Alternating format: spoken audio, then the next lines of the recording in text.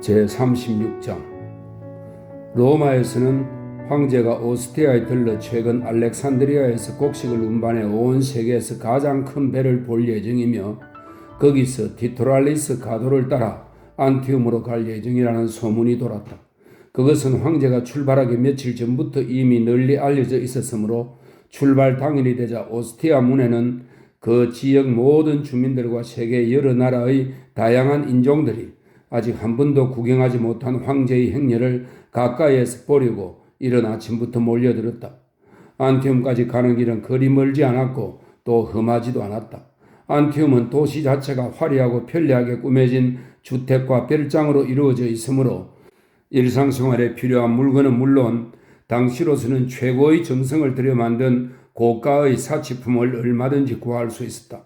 그러나 황제는 그런 것에 상관없이 여행을 할 때는 반드시 온갖 악기나 집기는 물론 조각상과 모자이크에 이르기까지 평소 자기가 좋아하는 물건들은 무엇이든 다 가지고 다니는 습관이 있었다.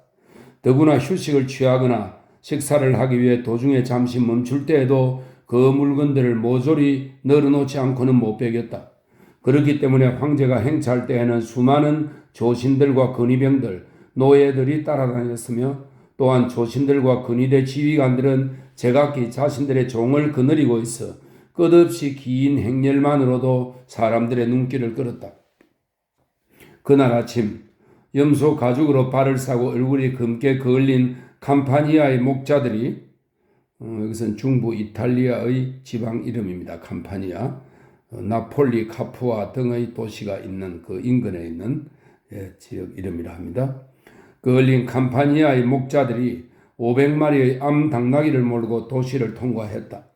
황후가 안티움에 도착한 다음 날부터 곧장 여느 때처럼 당나귀 저주로 목욕할 수 있도록 하기 위해서였다.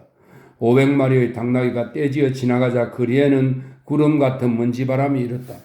사람들은 그 흙먼지 속에서도 쫑긋대는 당나귀의 길쭉한 귀를 보고 신기하다고 소리 지르거나 목자들이 채찍을 휘두르는 소리와 그들의 사나운 고함 소리를 재미있어 했다. 당나귀가 지나간 후 한 무리의 소년들이 한 길로 뛰어나와 거리를 말끔히 청소하고 꽃과 솔잎을 뿌렸다. 사람들은 자랑스러운 얼굴로 안티움까지 가는 길이 이렇게 쭉 꽃으로 덮여 있을 것이며 그 꽃들은 근처의 개인 정원에서 따왔거나 무기온지서 성문 옆 꽃장수에게서 비싼 값에 사온 게 틀림없다고 수군거렸다. 시간이 흘러감에 따라 군중들은 점점 불어나 혼잡을 이루기 시작했다. 식구가 모두 함께 나온 가족들은 기다리기가 지루한지 켈에서의 새로운 신전에 쓰려고 갖다 놓은 돌 위에 음식을 펼쳐놓고 노천에서 점심 식사를 하기도 했다. 사람들은 여기저기 때를 지어 몰려 있었다. 그리고 어느 무리에나 적어도 한 사람씩은 박식한채 하며 나서는 사람이 있게 마련이었다. 화제는 주로 황제의 이번 행차와 앞으로 여행 전반에 관한 것이었고 뱃사람이나 퇴역한 노병들은 그들이 원정 갔을 때 들었던 로마인의 발자취가 미치지 않은 먼 나라에 대해 신기한 이야기를 떠벌렸다. 아피아 가도 너머로는 한 발자국도 나가본 적이 없는 작은 마을의 사람들은 넋놓고 귀를 기울였다. 인도나 아라비아에서 일어난다는 믿지 못할 기적들, 브리타니아 근처의 군도에 있는 한 무인도에서 버리아레우스는 팔 또는 손이 100개인 거인입니다. 버리아레우스가 잠자고 있는 사투르누스를 밧줄로 묶었다는 이야기, 히페르브레오이는 그리스 신화에 나오는 전설적인 민족인데 먼 북쪽에 살았다고 합니다. 히페르보레오의 사람들과 그들이 살고 있다는 바다가 온통 얼음으로 뒤덮인 북극 지방에 대해서, 그리고 오케아노스는 로마 사람들이 지구의 대륙을 둘러싸고 있다고 믿었던 대양입니다. 그리고 오케아노스에서는 석양이 깊은 바닷속으로 가라앉을 때마다 물이 으르렁댄다는 이야기. 그런 이야기들은 플리니우스는 로마의 박물학자입니다. 플리니우스나 타키투스, 로마의 역사가입니다. 플리니우스나 타키투스 같은 사람들도 믿었으니 평민들은 당연히 사실로 여겼다. 황제가 참관하기로 되어 있는 거대한 배의 이야기도 나왔다. 그 배는 400명의 승객과 같은 수의 선원, 그리고 2년분의 밀과 여름철 경기에 동원할 수많은 들짐승을 싣고 왔다는 것이다. 이 모든 것이 백성들에게 먹을 것과 오락거리를 제공하기 위한 것이어서 모두들 황제에 대해 호감을 갖고 있었다.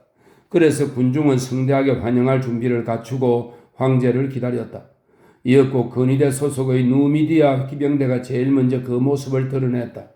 그들은 황색 군복에 붉은 허리띠를 두르고 있었으며 커다란 귀걸이가 거무스름한 얼굴에 황금빛 광채를 비추고 있었다. 손에는 대나무 손잡이가 달린 창을 들고 있었는데 창 끝이 햇살을 받아 불꽃처럼 번쩍였다. 그 뒤로 종교의식을 연상케 하는 긴 행렬이 뒤따랐다. 사람들은 좀 더 자세히 보려고 앞으로 밀려들었으나 근위대 보병부대가 성문에서부터 도로 양쪽으로 정렬하여 길로 나오려는 사람들을 제지했다. 그러는 동안 신장로에는 자줏빛, 붉은빛, 보랏빛 등 호화찬란한 색깔의 천막과 황금 실을 섞어 짠 눈처럼 하얀 아마포 천막들, 동방에서 가져온 양탄자, 키트레아로 만든 탁자, 이 키트레아는 아프리카산 향나무입니다. 키트레아로 만든 탁자, 진귀한 모자이크와 각종 식기들, 황제의 식탁에 뇌수와 혓바닥을 올리기 위해 동쪽과 서쪽, 남쪽에서 가져온 새들이 들어있는 조롱, 갖가지 포도주가 담긴 항아리들, 그리고 과일 광주리 등을 실은 수레가 줄지어 움직였다. 수리에 실어 운반하면 흠집이 나거나 부서질 염려가 있는 물건들은 노예들이 직접 들고 갔다. 코린투스 청동으로 만든 각종 집기와 조각상을 들고 가는 종들만 해도 수백 명이었다. 어떤 노예들은 에트루리아는 로마 건국시 로마 북쪽 지방에 있던 왕국입니다. 어떤 노예들은 에트루리아와 그리스의 꽃병을 날랐고 또 다른 무리는 금은으로 된 그릇과 알렉산드리아의 크리스탈 술잔을 들고 따랐다. 그 무리들 틈에는 근위대의 기마병과 보병들이 끼어 있었으며 그 옆에는 가죽 끝에 철 또는 납덩이를 단 채찍으로 무장한 감독이 붙어 서서 눈에 불을 켜고 감시하고 있었다. 갖가지 화로운 물건들을 조심스럽게 들고 가는 행렬은 중요한 예식을 치르는 것 같은 장엄한 분위기를 자아내고 있었다. 특히 황제와 조신들의 악기를 들고 가는 무리들은 더욱 숙연하고 신성하게 보였다.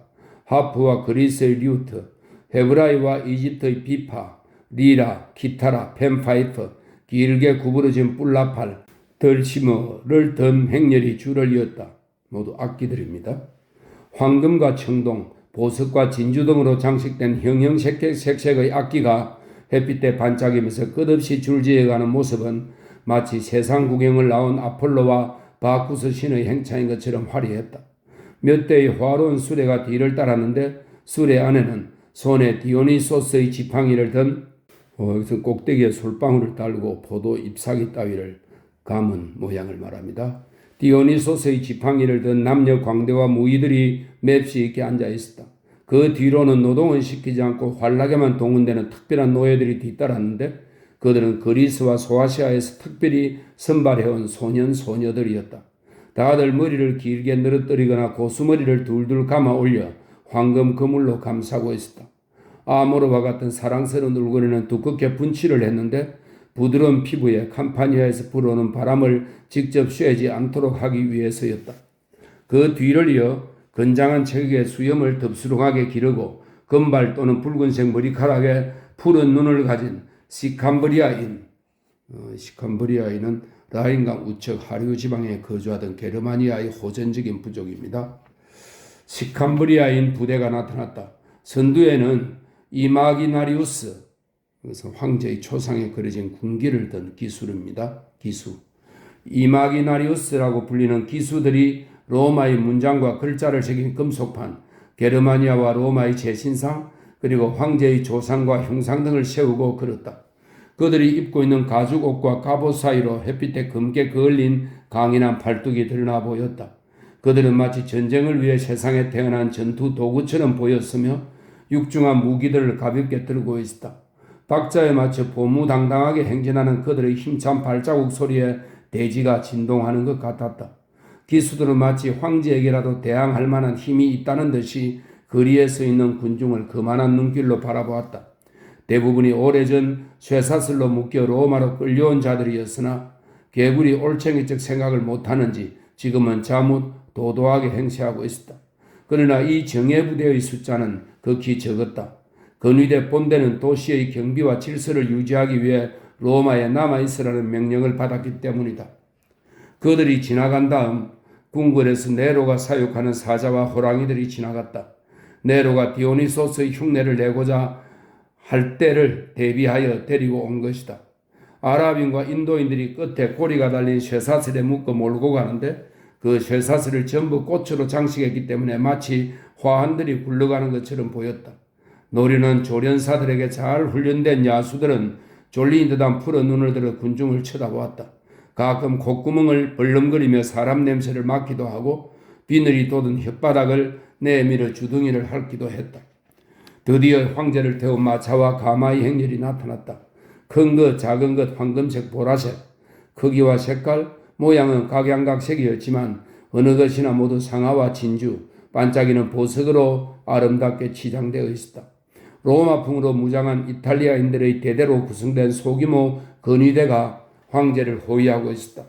그 다음에는 화려한 복장의 시종 노예와 소년들이 뒤따랐고 마침내 황제의 모습이 보였다. 군중의 환호성으로 멀리서도 황제가 오는 것을 알 수 있었다. 군중 속에는 사도 베드로도 섞여 있었다. 그는 생전에 한 번쯤 황제의 얼굴을 봐두고 싶었던 것이다. 두터운 베일로 얼굴을 가린 리기아와 우르수스도 그 옆에 서 있었다. 천하장사인 우르수스는 이 무질서하고 혼잡한 군중 속에서도 리기아를 안전하게 보호하고 있었다. 리기족의 거인은 신전을 청축하기 위해 쌓아놓은 육중한 돌을 두 손으로 번쩍 들어 가져와서 사도로 하여금 그 위에 올라서게 하여 황제의 모습을 잘 볼 수 있게 해주었다. 배가 물살을 가르고 나가듯 우르수스가 군중을 헤치고 지나가자 사람들은 처음에 투덜거렸으나 힘이 센 장정 네 사람이 덤벼들어도 꼼짝하지 않을 커다란 돌을 그가 혼자서 거뜬히 들어올리자 그 투덜거림은 오 이럴 수가 하는 경탄으로 바뀌었다. 마침내 황제가 눈앞에 다가왔다. 황제가 탄 마차는 마치 거대한 천막처럼 보였는데 발굽에 금으로 징을 박은 6필의 이두메아산 백마가 끌고 왔다. 이두메아는 팔레스티나 남부 지방입니다. 이두메아산 백마가 끌고 있었다. 일부러 마차의 천막을 끌어서 양쪽을 터놓았기 때문에 시민들이 황제의 모습을 잘 볼 수 있었다. 마차 안에는 다른 사람이 동성할 수 있는 자리가 넉넉히 마련되어 있었지만 네로는 구경꾼들의 시선을 자기에게만 집중시키기 위해 발 앞에 난쟁이 노예 단 둘만을 거느리고 있을 뿐이었다. 머리에 월계관을 쓰고 흰 튜닉 위에 자수정빛 토가를 입고 있었는데 그 토가의 색이 얼굴에 푸르스름한 빛을 드리웠다. 네아폴리스에서 돌아온 후 그는 훨씬 뚱뚱해졌으며 얼굴은 더 넓적해졌다. 턱이 두 겹으로 축 늘어져 입이 코에 붙은 것 같았는데 지금은 아예 콧구멍과 입이 합쳐진 것 같이 보였다. 돼지같이 살찐 굵은 목에 여전히 비단 목도리를 감고 허옇고 투실투실한 손으로 그 목도리를 쉬지 않고 만지작거리고 있었다. 손등에는 핏자국처럼 보이는 붉은 털이 수북이 자라 있었다. 손에 털이 없으면 손가락이 떨려서 류트를 연주하는 데 지장이 있다는 말을 누군가로부터 들은 후에는 제모사에게 그 털을 깎지 못하게 했던 것이다. 얼굴에는 언제나 그렇듯이 무력감과 피로, 권태의 기색이 역력했다. 한마디로 그 모습은 괴기스러우면서 비천한 어릿광대처럼 보였다. 네로는 마차의 단체 좌우로 얼굴을 돌리며 이따금 눈을 끔뻑이면서 환영하는 군중의 아우성에 귀를 기울였다. 여기저기서 환호성과 갈채가 터져나왔다. 환영합니다 신성한 황제여, 제왕이여, 아폴로의 아들이여, 아폴로여. 네로는 그런 외침을 들으며 만면에 미소를 지었으나 간혹 어두운 그림자가 스치기도 했다. 그것은 워낙 빈정대기를 좋아하는 로마 시민들이 위대한 개선 장군이나 그들이 존경하는 인물들에게도 때때로 신랄한 조소를 퍼붓곤 했기 때문이었다. 예전에 율리우스 케사르가 로마에 입성했을 때 누군가가 시민들이여 그대들의 아내를 숨겨라, 대물이 망나니가 돌아왔다 라고 외쳤다는 것은 널리 알려진 일화였다. 자부심이 강한 네로는 조금이라도 자기를 조롱하거나 비난하는 소리를 들으면 참지 못했다. 군중 속에서 붉은 수염, 그 불꽃 같은 수염은 어떻게 했느냐? 그 붉은 수염에서 로마의 불이라도 옮겨 붙을까봐 두려운가 보지? 하는 고함 소리가 들렸다. 그렇게 소리친 사람들은 그 야유가 쪽집게같이 정확한 예언이 되리라고는 꿈에도 생각지 못했을 것이다. 정작 황제는 그러한 빈정거림을 대수롭지 않게 여겼다. 벌써 몇 년째 수염을 기르지 않고 있기에 더욱 그럴 수 있었던 것이다. 그는 오래전에 수염을 깎아 황금 상자에 넣어 카피톨리움 신전에 바쳤던 것이다. 군중 속에는 쌓아놓은 석전화 신전 뒤에 숨어서 제 어미를 죽인 놈 네로 오레스테스는 미케네의 왕 아가멤돈의 아들입니다. 아버지를 살해한 어머니를 죽인 당사자입니다. 오레스테스 알크메온 아르고스의 왕자인데 어머니의 술수로 테베 전쟁에서 전사한 아버지의 복수를 위해서 어머니를 죽인 사람입니다. 오레스테스 알크메온이라고 외치거나 옥타비아는 어떻게 했느냐? 황제의 자수정빛 옷을 벗으라 하며 악을 쓰는 자들이 있는가 하면 바로 뒤에 따라오는 포피아를 향해서는 노랑머리라고 고함치는 사람도 있었다. 노랑머리라는 것은 매춘부를 가리킬 때 하는 말이었다. 네로는 음악으로 단련된 예민한 귀로 그 모욕적인 말들을 낱낱이 알아들었다. 그런 욕설을 하는 자들이 누구인지 찾아보려는 듯 네로는 초록색 에메랄드 구슬을 꺼내서 눈을 갖다 댔다. 이리저리 둘러보던 네로의 시선이 공교롭게도 돌 위에 서 있는 사도 베드로와 마주쳤다. 순간 두 사람은 서로를 뚫어지게 쏘아보았다.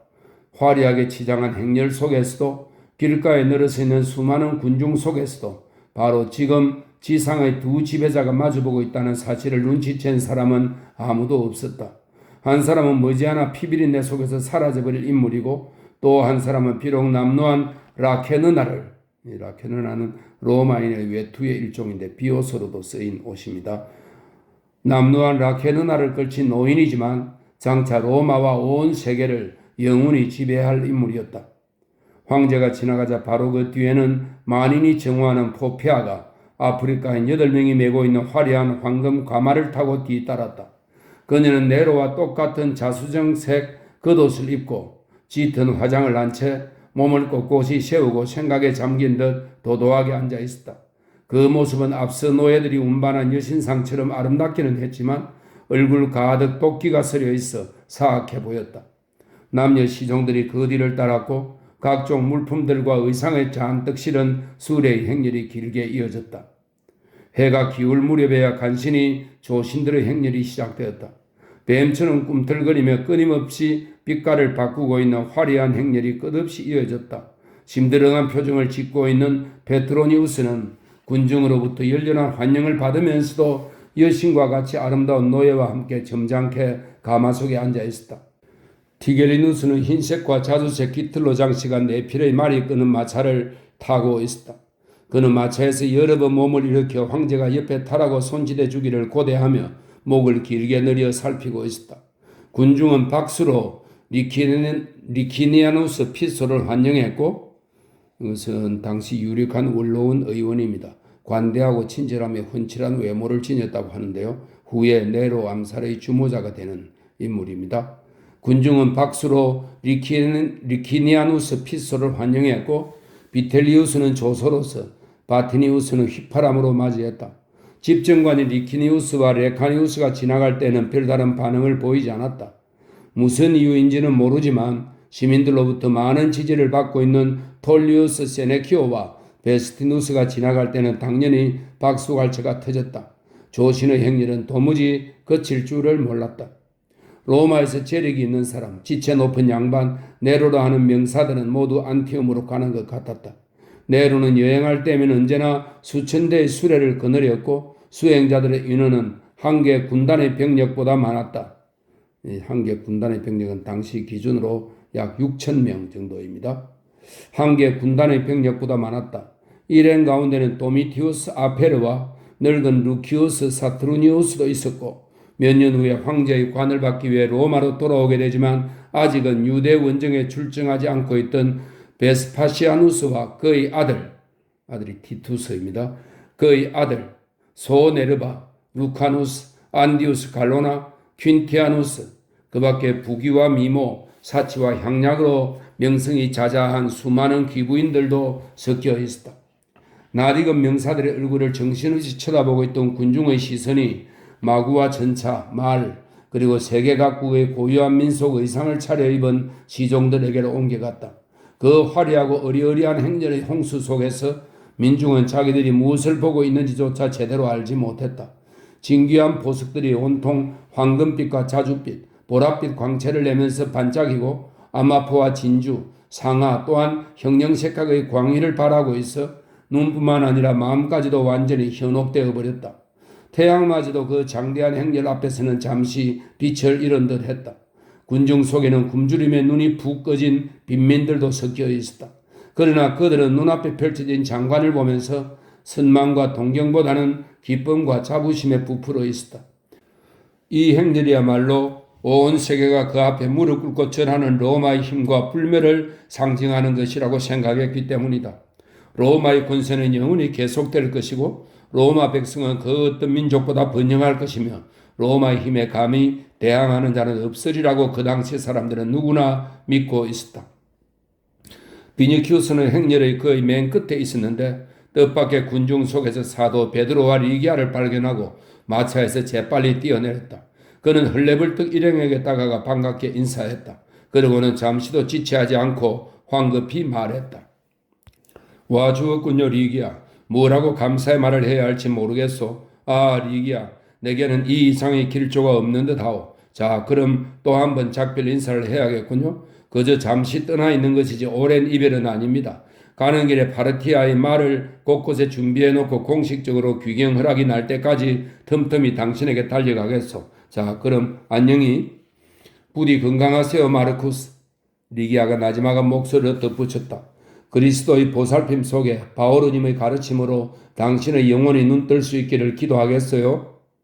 자기가 하루라도 빨리 그리스도교 신자가 되기를 리기아가 진심으로 소망하고 있다는 것을 알고 비니큐스는 그 말을 마음에 새기면서 기쁘게 말했다. 내 눈의 빛이여, 당신의 말대로 될 겁니다. 바오로님은 내 종들과 함께 따로 걸어가겠다고 하셨지만 내 마차에 함께 타고 계십니다.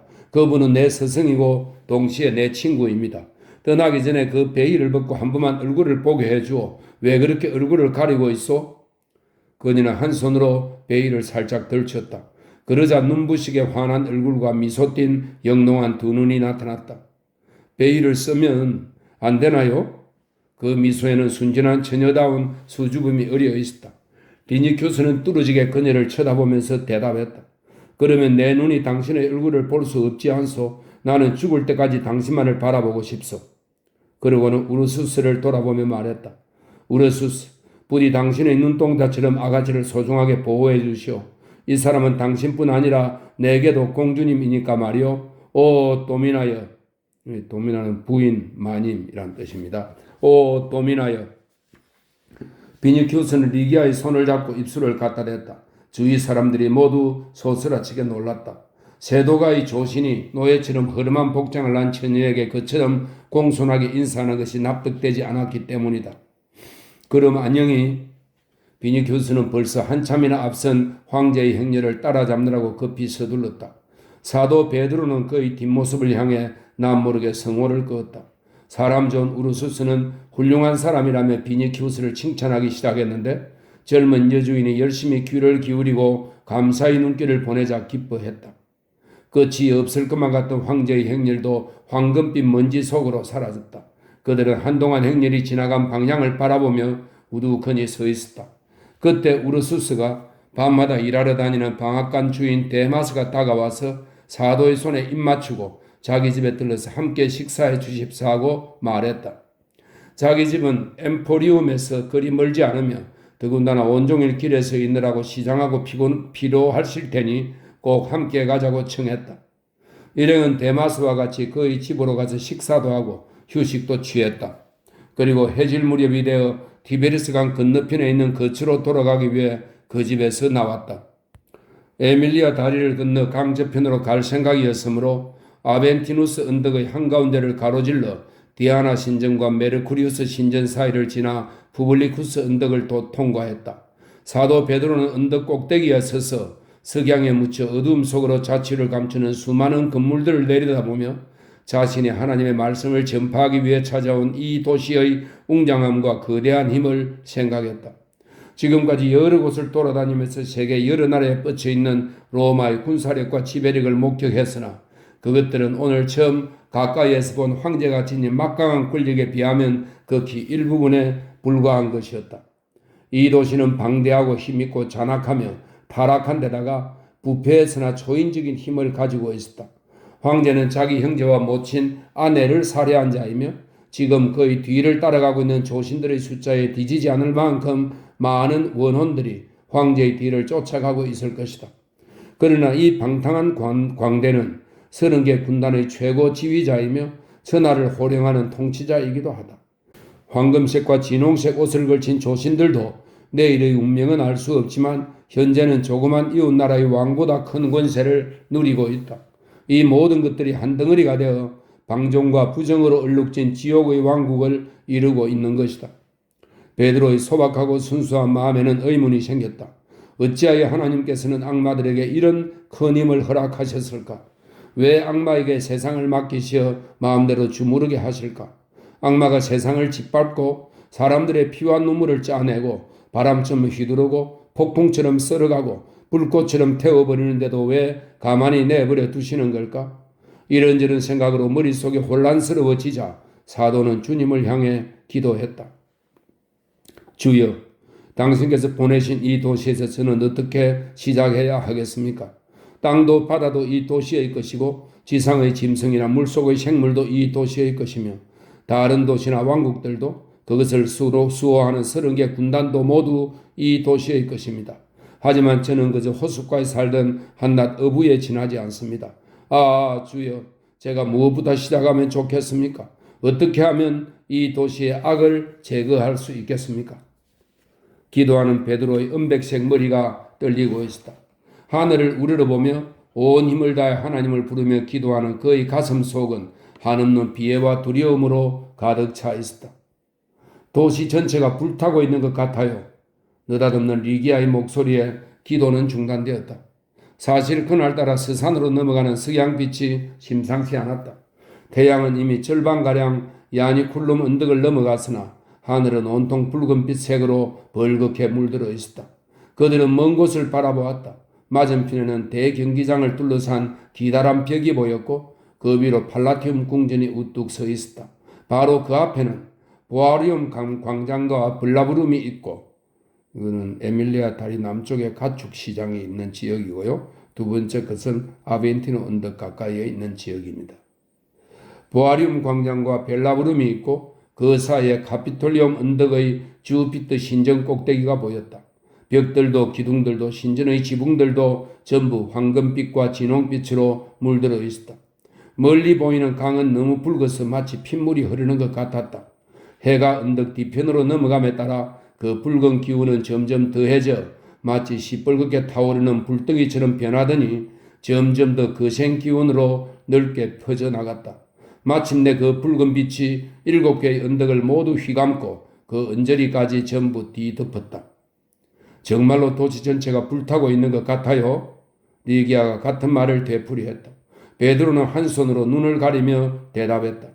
하나님의 노여움이 이 도시에 내린 것입니다. 제37장 비니키우스로부터 리기아에게 사랑하는 그대여, 이 편지를 가지고 가는 플레고니우스는 그리스도 교인으로 앞으로 당신이 직접 해방시키게 될 노예 중 하나입니다. 옛날부터 내 집에 있던 하인이므로 이 편지가 당신 아닌 다른 손에 들어갈 염려가 없기에 안심하고 씁니다. 지금 편지를 쓰고 있는 곳은 라우렌툼인데, 라우렌툼은 중부 이탈리아의 해안 도시입니다. 라우렌툼인데 우리는 더위를 피하기 위해 이곳에 잠시 머물고 있습니다. 오토는 이곳에 훌륭한 별장을 가지고 있었는데 언젠가 그것을 포페아에게 선사했습니다. 그 후 포페아는 오토와 이혼했음에도 불구하고 뻔뻔스럽게도 그 멋진 별장을 여전히 자기 것으로 여기고 있습니다. 지금 내 주변에 늘려있는 그런 여자들을 보면서 나는 당신을 생각합니다. 데오칼리온은 주피터가 대홍수를 일으켜 인류를 몰살시킬 때 데우칼리온과 그의 아내 피라만 살려두었고, 이들이 주피터의 명으로 돌을 어깨 뒤로 던져 데우칼리온이 던진 돌은 남자로 피라가 던진 돌은 여자로 변해 수많은 후손이 태어났다고 하는 신화입니다. 데우칼리온이 던진 돌에서 갖가지 종류의 인간이 태어났다는 말이 사실이라면 당신은 아마도 여러 종류의 광석 가운데 수정으로 태어난 것이 분명합니다. 진심으로 당신을 찬미하고 사랑하기에 나는 될 수 있는 한 당신에 관한 얘기만 하고 싶습니다. 그러므로 여행 중에 일어난 일, 나의 근황, 그리고 궁궐의 새 소식 따위는 쓰고 싶지 않지만 몇 가지만 간단히 적겠습니다. 황제는 포페아가 은밀하게 준비한 호화로운 연회에 참석했습니다. 초대된 조신들은 얼마 안 되었지만 페트로니우스 삼촌과 나도 거기에 끼어 있었습니다. 점심 식사 후 우리는 황금빛 범선을 타고 바다에 나갔습니다. 해면은 잠잠했고 당신의 눈처럼 푸른 빛을 띠고 있었습니다. 우리는 모두 손수 배를 저었습니다. 집정관이나 그 아들이 직접 노를 저으면 황후가 좋아하리라는 것을 알고 아첨하기 위해서였습니다. 자줏빛 토가를 입은 황제는 범선의 키 근처에 앉아서 전날 밤 디오도로와 함께 지은 바다의 창가를 불렀고 다른 배에 타고 있던 인도 출신의 노예들이 커다란 소라 껍질로 만든 나팔로 반주를 했습니다. 그때 음악 소리에 홀려 암피트리테는 바다의 여신입니다. 포세이돈의 아내입니다. 암피트리테의 심해에서 솟아오르는 듯 수많은 돌고래가 나타났습니다. 그때 내가 무엇을 하고 있었는지 아십니까? 나는 당신을 생각하고 당신을 그리워하고 있었습니다. 청정한 바다도 그날의 화창한 날씨도 아름다운 음악도 모두 당신에게 바치고 싶었습니다. 나의 여왕이여, 언젠가는 로마에서 멀리 떠나 이런 바닷가에서 살고 싶지 않습니까? 나는 시칠리아의 영지를 가지고 있습니다. 그곳에 있는 아몬드 나무 숲은 봄이 되면 연분홍 꽃이 만발하고 휘어진 나무가지가 물에 닿을 정도로 바다에 가까이 있습니다. 나는 거기에서 당신에게 사랑을 바치고 바오르 사도께서 일러주신 진리를 실천하고 싶습니다. 이제야 비로소 나는 그 가르침이 사랑과 행복에 어긋나는 것이 아님을 알았습니다. 사랑하는 리기야, 나와 함께 그곳에 가지 않으시렵니까? 당신의 대답을 듣기 전에 먼저 배 위에서 일어난 사건에 대해 말씀드리겠습니다. 우리가 해안에서 꽤 멀어졌을 때 멀리 앞쪽에 돛이 하나 보였습니다. 그래서 그 배가 평범한 어선이냐 아니면 오스티아에서 오는 대형 범선이냐 하는 논쟁이 벌어졌습니다. 그것을 제일 먼저 알아맞힌 사람이 바로 나였습니다. 그러자 황후는 나에게 누구든지 내 눈앞에서는 아무것도 숨길 수 없겠다고 말하는 것이었습니다. 그러더니 갑자기 베일로 얼굴을 깊숙이 가리고는 그래도 자기가 누구인지 알아볼 수 있겠느냐고 물었습니다. 페트로니우스 삼촌께서 끼어들어 태양조차도 구름에 가리면 볼 수 없다고 대신 대답해 주었습니다. 그러자 황후는 웃음으로 가볍게 넘겨버리고는 비니키우스처럼 예민한 사람의 눈을 흐리게 하는 것은 오직 사랑뿐이라고 말하더군요. 그러고는 궁전 안에 여러 귀부인들의 이름을 대면서 내가 사랑하는 사람이 누구냐고 묻기도 하고 자기가 맞춰보겠다고도 했습니다. 나는 묻는 말을만 침착하게 대꾸하고 있었는데 마침내 포페아가 당신의 이름을 꼽는 것이 아니겠습니까? 그러고는 얼굴에서 베일을 벗으며 매서운 눈초리로 나를 쏘아보는 것이었습니다. 그때 나는 진심으로 페트로니우스 삼촌에게 고마움을 느꼈습니다. 삼촌이 마침 배를 기울게 해서 모든 사람들의 주의를 내게서 딴 곳으로 돌려주셨거든요. 만일 당신에 대해 단 한마디라도 악의에 찬 조롱이나 비난을 했더라면 나는 아마 노여움을 참지 못하고 그 교활하고 변덕스러운 여자의 머리를 노로 내리치고 말았을 것입니다. 당신은 내가 출발하기 전날 밤 리누스의 집에서 들려준 이야기, 그러니까 아그리파 호반에서의 일을 기억하고 있을 줄 압니다. 페트로니우스 삼촌은 언제나 내 일을 염려해 주십니다. 오늘도 황후의 자존심을 건드리지 말라고 내게 신신당부했습니다. 그러나 삼촌은 리기야, 당신만이 내게 유일한 기쁨이요 아름다움이고 사랑이라는 것과 포페아에 대해서는 혐오와 경멸만을 느낀다는 것을 모르시는 것 같습니다. 당신은 내 영혼을 완전히 변화시켰습니다. 당신 덕분에 나는 이제 예전의 방탕한 삶으로 돌아가지 않게 되었습니다. 그 문제로 인해 내 신상에 무슨 위험한 일이 일어나지 않을까 걱정할 필요는 없습니다. 포페아는 나를 사랑하고 있는 것이 아닙니다. 그 여자는 그 누구도 사랑할 줄 모르는 인간입니다. 남자에 대한 포페아의 병적인 집착과 욕망은 황제로 인한 분노와 반발심에 기인한 겁니다. 황제는 여전히 포페아에게 눌려 지내며 어쩌면 아직 그녀를 사랑하고 있는지도 모릅니다만 분명한 건 자기의 파렴치한 성품과 악행들을 그녀에게 감출 수도 없게 되었고 감추려고 들지도 않는다는 것입니다. 그 밖에 당신을 안심시킬 수 있는 또 한 가지 사실이 있습니다. 베드로 사도님께서는 헤어질 때 내게 말씀하시기를 황제를 두려워하지 말라고 하시며 그가 내 머리카락 하나도 건드리지 못할 것이라고 했습니다. 나는 그분의 말씀을 믿습니다. 내 영혼 안에서 사도님의 말은 반드시 이루어지리라 하는 속삭임이 끊임없이 들립니다. 그분께서 우리의 사랑을 손수 축복해 주셨으니 황제도 지옥의 모든 악마도 그리고 운명도 내게서 당신을 떼어놓을 수 없을 것입니다. 아, 리기야, 나는 이런 생각을 하면 마치 평화와 행복이 가득한 천국에 있는 듯 합니다. 그리스도 교도인 당신은 아직은 신자도 아닌 내가 천국을 말하고 운명 운운하는 것을 언짢게 여길지도 모르겠습니다. 불쾌하다면 용서해 주십시오. 절대 고의가 아니니까요. 비록 나는 아직 세례를 받아 죄를 깨끗이 씻지는 못했지만 내 마음은 빈 술잔과 같이 말끔히 비워져 있으니 타르수스의 바오로께서 감미로운 진리의 말씀으로 그것을 가득 채워주실 겁니다. 그 말씀의 잔은 바로 당신의 잔과 같은 것이기에 내게는 한층 향기로울 것입니다. 아, 나의 여신이여, 예전에 이 잔에 가득 차있던 저주받은 더러운 물을 다 쏟아버리고 맑은 샘물 옆에 서 있는 목마른 사람처럼 그 빈잔을 내밀고 있는 나를 갸륵하다고 칭찬해 주십시오. 당신의 눈 속에서 기쁨의 빛을 보고 싶습니다. 안티움으로 가면 밤낮으로 바오로 사도님의 가르침을 들으며 지내겠습니다. 그는 여행 첫날부터 내 노예들에게 대단한 감화를 주었습니다. 그들은 바오로님의 주위에 모여 마치 그가 기적을 행하는 초자연적인 존재인 것처럼 받들고 있습니다. 나는 이제 사도님의 얼굴에서 희열의 빛을 보았습니다. 무엇을 하고 계시는지 물었더니 나는 씨를 뿌리고 있습니다 라고 대답하시더군요. 베트로니우스 삼촌이 바오로 사도께서 내 이름과 함께 있다는 얘기를 듣고 그를 만나보고 싶어 하십니다. 갈리오를 통해, 갈리오는 세네카의 동생입니다. 갈리오를 통해 소식을 들은 세네카도 마찬가지입니다.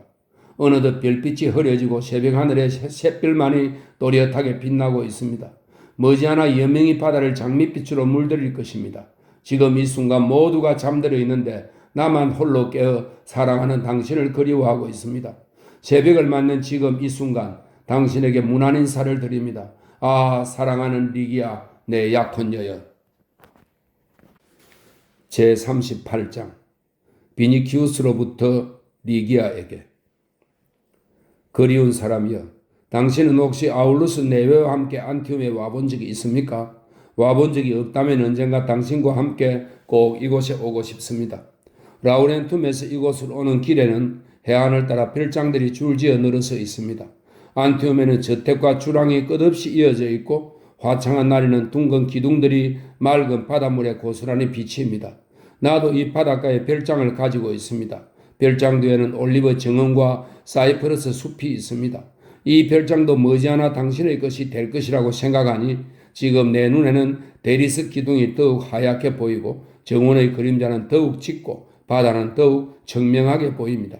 오 리기하여, 인생에 있어서 사랑이라는 것이 얼마나 우리를 행복하게 하는지.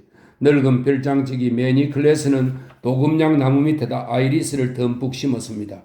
그 꽃을 보노라니 아울루스 댁의 연못과 당신과 나란히 거닐던 그 정원의 아이리스가 생각납니다.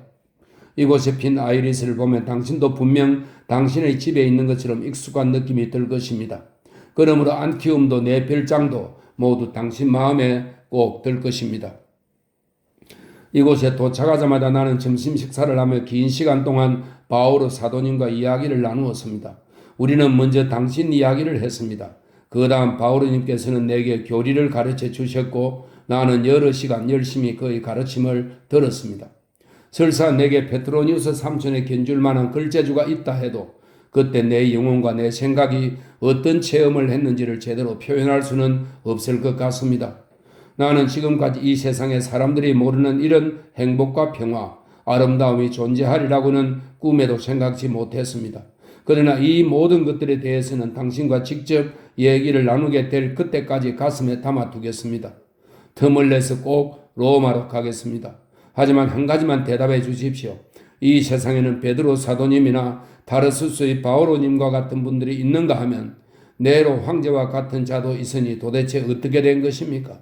내가 이런 의문을 품게 된 것은 바오로님의 가르침을 들은 바로 그날 밤 네로 황제와 함께 있었기 때문입니다. 그때 내가 그곳에서 무슨 얘기를 들었는지 아시겠습니까? 황제는 자기가 지은 트로이의 멸망에 관한 시를 읊조리고는 아직까지 도시가 불에 타는 광경을 보지 못한 것이 너무나 애석하다는 것이었습니다. 그러더니 프리아무스가 부럽다고 하더군요. 프리아무스는 트로이의 마지막 왕입니다. 그러더니 프리아무스가 부럽다고 하더군요. 그 왕은 자기가 태어나 자란 도시가 대화재로 멸망하는 것을 직접 보았으니 행복한 사람이라는 것입니다. 그러자 옆에 있던 티겔리누스가 폐하, 명령만 하시면 저는 당장 횃불을 곳곳에 던져서 날이 새기 전에 안티움이 불타는 광경을 보여드리겠습니다. 라고 말했습니다. 그 말을 들은 황제는 어리석다며 티겔리누스에게 핀잔을 주었습니다. 만일 안티움을 태워버리면 짐은 어디에 가서 맑은 바다 공기를 마실 것이며 신들이 내려주신 선물이자 인류를 위해 공헌할 의무를 지닌 짐의 아름다운 목소리를 어디에서 보호할 수 있단 말인가. 로마야말로 짐에게 해를 끼치고 있다. 수브라와 에스큘리누스 언덕에서 풍겨오는 악취와 탁한 공기가 바로 짐의 목소리를 망치는 원흉이다. 로마가 불에 타면 안티움보다 100배는 더 장엄하고 비극적인 광경을 연출하지 않겠는가? 하고 말했습니다. 그러자 그 자리에 있던 사람들은 세계를 정복한 도시가 잿더미로 변하는 것은 유례없는 참극이 될 것이라며 저마다 한마디씩 했습니다. 황제는 로마 재건에 관한 자기의 구상을 신이 나서 설명하더니 그 비극의 순간에 탄생하게 될 자신의 시가 호메로스의 시를 능가할 것이라고 장담했습니다. 그러면서 자기가 짓게 될 시는 호메로스를 비롯하여 전대의 유명한 작가들이 쓴 작품들을 모조리 무색하게 만들 테니까 후대 사람들의 격찬을 독차지하게 될 것이라고 되풀이해서 말하는 것이었습니다. 술에 취한 조신들은 지당한 말씀입니다. 그렇게 하시옵소서 라며 황제의 말에 화답했습니다. 그러나 황제는 아니다. 목적을 달성하려면 너희들보다 훨씬 충성스럽고 헌신적인 신하가 있어야 한다고 대답했습니다. 솔직히 말하면 나는 그 말을 듣자 불안감을 느꼈습니다. 그것은 무엇보다 사랑하는 당신이 로마에 있기 때문입니다. 하지만 지금은 그런 쓸데없는 걱정을 한 것이 우스울 정도입니다. 황제나 조신들이 아무리 미쳤다 해도 설마 그런 무모한 짓을 저지르지는 못할 텐데 말입니다. 사람이란 사랑하는 사람이 생기면 무슨 일이나 신경이 예민해지는 모양입니다. 나는 리누스의 집이 티베리스 강 건너편 아무런 보호도 받지 못하는 구역의 좁은 골목에 있는 것이 왠지 마음에 걸립니다. 그런 외진 곳에 있으면 유사시에 누구 하나 돌봐줄 사람이 없을 테니 말입니다. 호화로운 팔라티움 궁전이 당신에게 걸맞은 곳이라고는 생각지 않습니다. 그런 까닭에 내가 바라는 것은 당신이 어렸을 때부터 몸에 밴 소박한 기쁨과 평화만은 부족함 없이 누릴 수 있도록 해주고 싶다는 것입니다. 리기야, 제발 부탁이니 아울루스 장군 댁으로 돌아가 주십시오. 나는 이 문제에 대해 거듭 생각해 보았습니다. 만일 황제가 로마에 있다면 당신이 아울루스의 집으로 돌아갔다는 말이 종들의 입을 통해 즉시 팔라티움 궁전으로 전해져 황제의 귀에 들어가겠죠. 그렇게 되면 황제의 기억 속에 당신이 되살아나서 자기의 뜻을 어겼다는 이유로 당신을 문책하고 벌을 내릴지도 모릅니다. 하지만 황제는 당분간 안티움에 묵을 것 같습니다. 그가 로마로 돌아갈 때쯤엔 당신에 대한 노예들 사이에 소문도 수그러들 것입니다. 리누스와 우르스스도 지금처럼 당신과 한 집에서 살 수 있습니다. 황제가 다시 팔라티움 궁전으로 돌아가기 전에 소중한 당신이 카리네에 있는 내 집을 당신 집으로 여기며 함께 살 수 있게 되면 얼마나 기쁠까요? 당신이 우리 집 문턱을 넘어서게 될 바로 그날, 그때, 그 순간에 축복이 있으라. 지금 내가 바오로 사도의 교리를 통해 믿게 된 그리스도께서 그렇게 될 수 있게 도와주신다면 그의 이름에도 축복이 있을지어다. 이 꿈이 이루어진다면 나는 그분을 섬기며 내 피도 목숨도 모두 바치겠습니다. 아니, 말을 바꾸겠습니다. 우리 목숨이 끊어지는 그날까지 함께 그리스도를 섬깁시다.